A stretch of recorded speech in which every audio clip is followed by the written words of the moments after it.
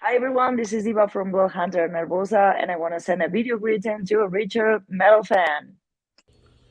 Hey everyone, welcome back to another episode of Richard Metal Fan Interviews. This is episode number 93.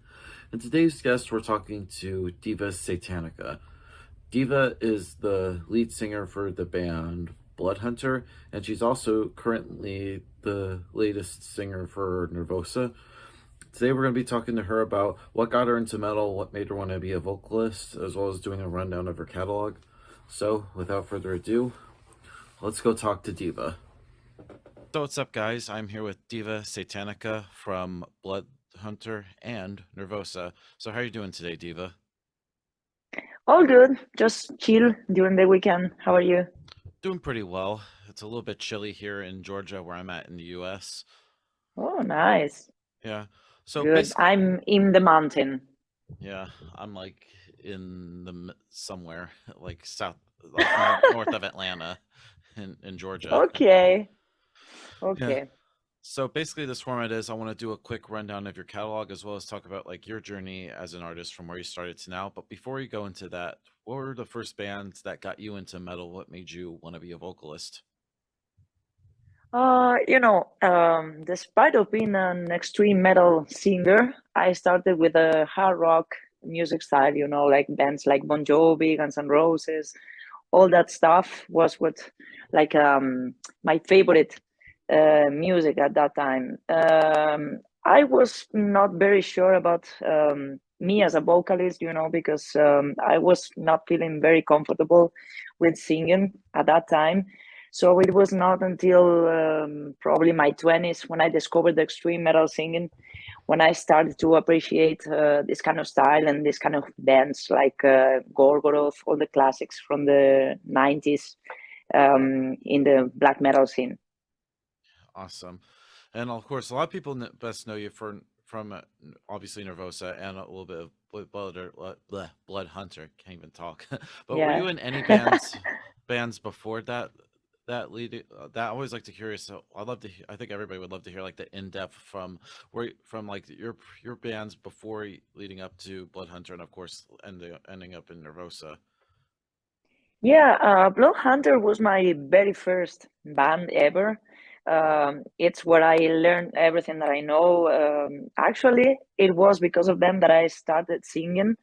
It was Danny, the guitar player, who asked me if I wanted to write like some lyrics for one song of the band at that time, and I thought, cool, because I love writing. I love occultism, philosophy, this kind of stuff, and I was pretty much into the black metal scene of the '90s, so I was like very devoted to writing stuff about that, and I actually wrote my first lyrics ever for a song for Bloodhunter, and then I started to play my first shows. I did my first recording sessions, and then I had the chance to work with other bands here in the Spanish scene, like Mago de Oz, which are pretty well known in the Latin American environment, and here in Spain they are actually on tour now in the US, I think, or in Mexico right now. I'm not sure.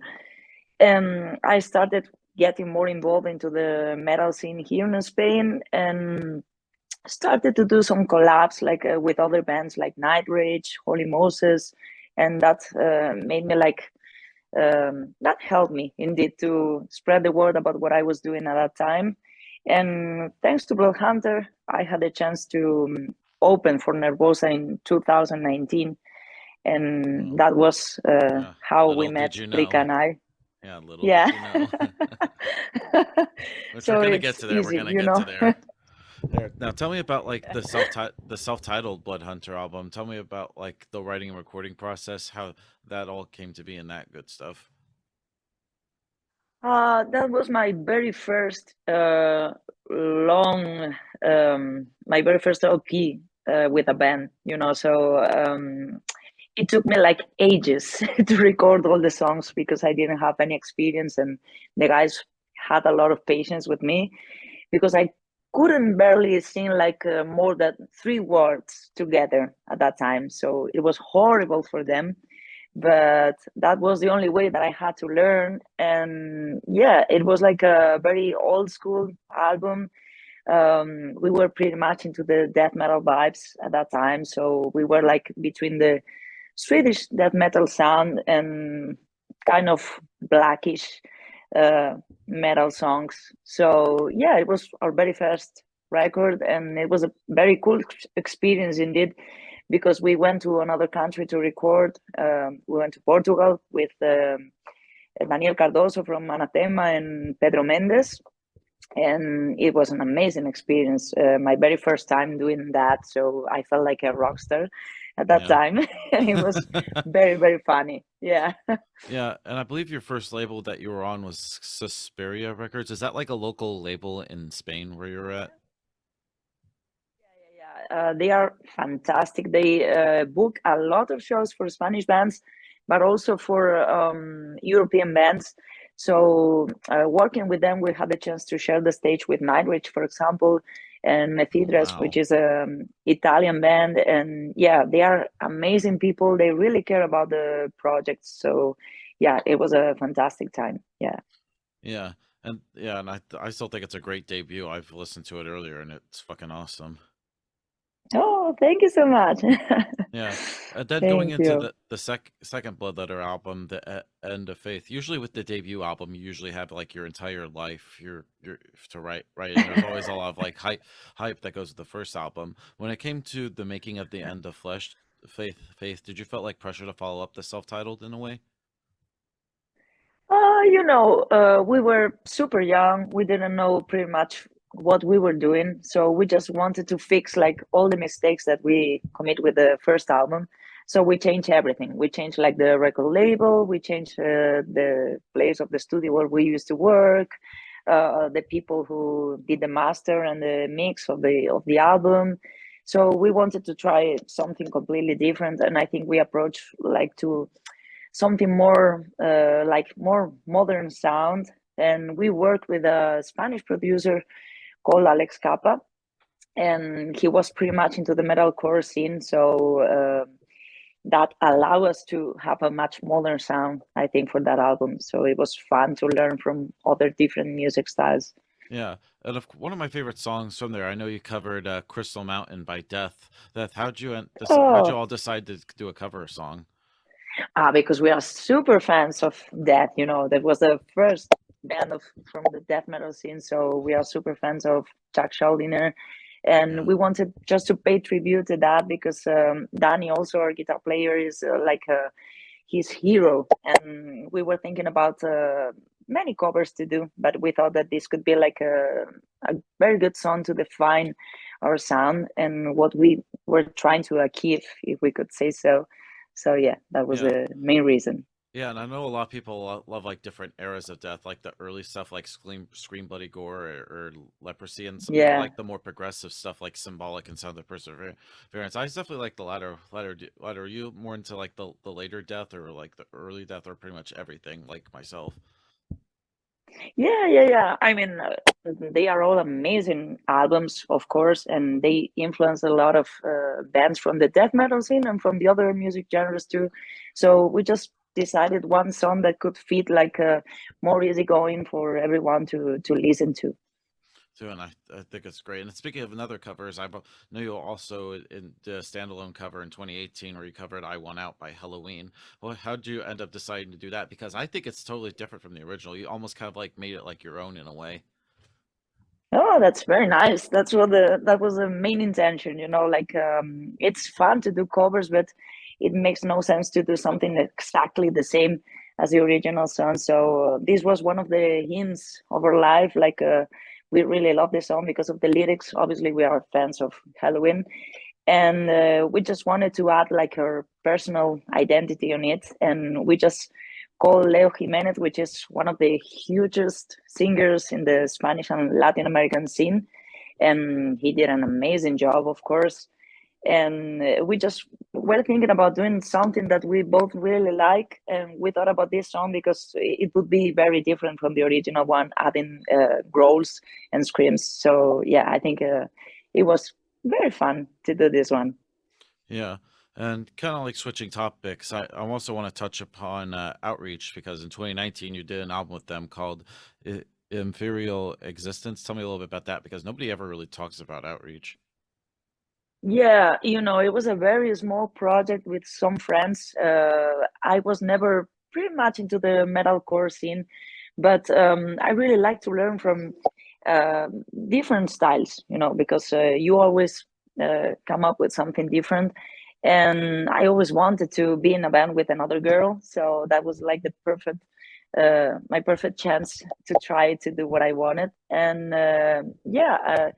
I had these friends. We just were thinking about recording something together. We started writing some songs, and we just came up with this album, which I think is very, you know, pretty nice to be the first one, and just to be like five people working together for the first time. It was a very nice experience, and I just quit from the band like some years ago because I was like. Super busy with Bloodhunter and other projects, and it was impossible for me to play even for 2 weekends in a row. So I was thinking, like, dude, this is not very fair for this band because they need to spread the word about what we are doing. And that was it. I was just in the band for a couple of years, I think. We just recorded this album, so yeah, that was it. Yeah, and then of course the big news was in 2020 where you joined Nervosa. How'd you hook up with like Prika and the gals? Prika was just, as you know, searching for new band members. So she had like this list of people that she liked to work with. And I just received an Instagram message, like in the middle of the pandemic, wearing my pajamas in the couch, laid down like in the weekend, and I just took the phone and found her message. It was like shocking. I was like, "Oh my God, Prika Morales writing a message to me. Why?" I was like shocked. And when I just calmed down, I opened the message, and she was just asking if I wanted to make an audition for the band. And I was like, "What?" I didn't know anything about the situation of the band, despite of being a fan of them.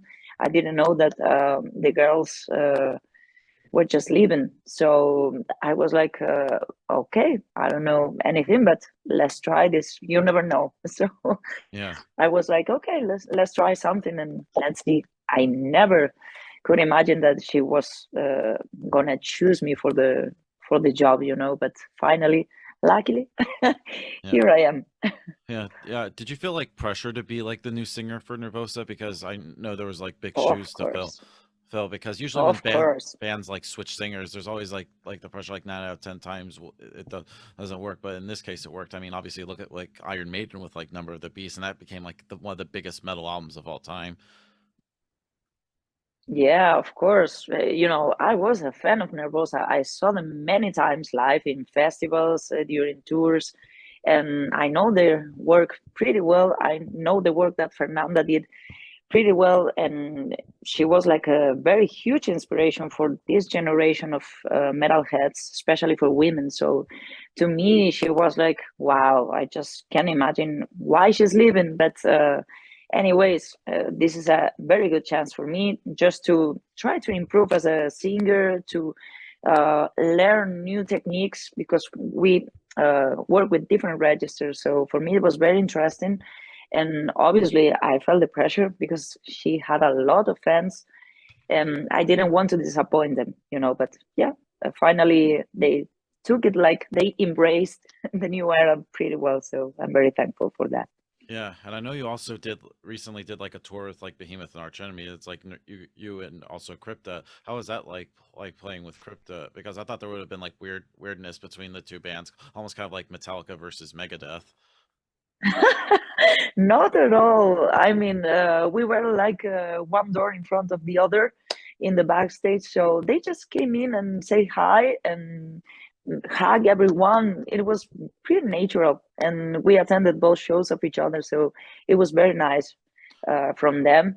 And I felt very, very nice because Crypta did an amazing job on stage. And the album is crazy. They are super amazing musicians, and they just deliver an amazing show. So yeah, Yeah, yeah, I would love to see you all like do like a tour together, like in the States. That would be I epic. love it. I love it. I like to do that for sure. Yeah. Yeah, but then tell me about like making your first album with Nervosa Perpetual Woo! Chaos. Tell me about this. Wow, This that's is super like nice. this was one of my favorite albums from last year. I definitely loved it. Oh, thank you so much, Richard. I Like what was really appreciate. Sure, sure. Tell me about like the whole writing and recording process of Perpetual Chaos, how that all came to be, and like your role in the band. I think it was one of the weirdest experiences I had ever because we barely meet each other. In the studio was the first time that we met with all the girls. So we spent like 3 months working on it, writing the songs, just sending messages to each other. You know, like, hey, I have this riff. I'd like you to write some lyrics for this. I have this idea. It was pretty weird because we were in the middle of the pandemic in 2020. So it was definitely a challenge for all of us. But then we entered the studio and this magic happened. You know, we just met each other and it was like, I know this girl since forever. That was pretty nice. And it was hard because it was like an entire month in the studio. I spent there like 14 days just for the recording process of the voices. And there were days that I woke up at 8 a.m. in the morning. We were just checking what we did the day before, writing new lyrics because we changed a lot of stuff in there. Just quick lunch, and we spent the rest of the day recording like 7 hours, 8 hours per day. That was like exhausting. But we were very lucky because we worked with Martin Furia, which is also now the guitar player of Distraction, and he Nice. worked as a producer for this album, and he's amazing. He did an amazing job. He helped me a lot with the lyrics, with the different registers in my voice. He helped me finding like new nuances that I didn't know that I could make, you know, like new sounds. And that was pretty inspiring because we learned a lot together. We worked a lot together, and it felt like a very good chance to try to develop my skills as a vocalist too. All right, and did you also want to try to bring something new to Nervosa that they didn't have previously when you joined? In the studio, you mean? I mean, yeah, yeah, or just like it with in general, like live or whatever. Oh yeah, I did a lot of new stuff that I never done before. Like for example, to me, just wearing normal clothes on stage, like band T-shirts and stuff like that. I never did that with my band Bloodhunter because we were like pretty much into the black death metal scene, and we didn't want to do that like a normal band, you know. So just wearing a leather jacket and band T-shirts. From the different registers in my singing, I added like some raspy voices. The screams were super high because when we were recording the voices for the Perpetual Chaos album, we were thinking in the beginning we should do something close to the Fernando style, or we should just bet and keep on going with my own one. So finally, we went in the middle, and we decided to go with my own style, but we tried like something close to Fernanda's too. So I went super high. I never did that before with Hunter, and I don't know, even the moves on stage, everything was completely different for me. Oh, awesome, and kind of like wrapping things up, going back into Bloodhunter. I know this year you also released "Knowledge Was the Price," the latest album. Tell me about like that, the recording process of that. That was like a real nightmare because we had this album ready to be delivered to the world in 2019 actually, and then the Oh pandemic shit. just started. Yeah, so we were thinking like, what do we do now? You know, if we release this album now, it's gonna be like for nothing because no one can play. We wanted to just give it time to play some shows and play this album live. And then I joined Nervosa, so it was very difficult to find a proper schedule to do it. So yeah, I think it was a pity because this album deserves like a full world tour, you know, to show to the world these new songs. But we had to wait a bit, so probably next year we will have more tours, probably our first European tour. We had some offers also for Latin America, so we are super excited, and we really we are looking forward to it. Awesome. Any chance you could bring Bloodhunter to the States? We'd love to have you. You know, I have a meeting next to this interview about that, so crossing fingers big time for it. Yeah. Oh wow. And so Nice. and just as like some closing words, what's next for Bloodhunter and Nervosa in terms of like new music? Well, obviously you have the new Bloodhunter album out. Is there anything else with Bloodhunter and Nervosa that you would like to plug? Oh yeah, we are both working on the new albums because we really want to keep on going and just make everything fast in case another pandemic situation comes again. I hope it doesn't, but Let's you hope never know. not. Yeah. So we are writing the new albums with both bands, and hopefully for 2023 we will be back on the road again. So yeah, crossing fingers for the States, and yeah, let's crossing fingers for everything goes smoothly. Awesome. So everybody, Diva from Nervosa and Bloodhunter, we'll see you next time.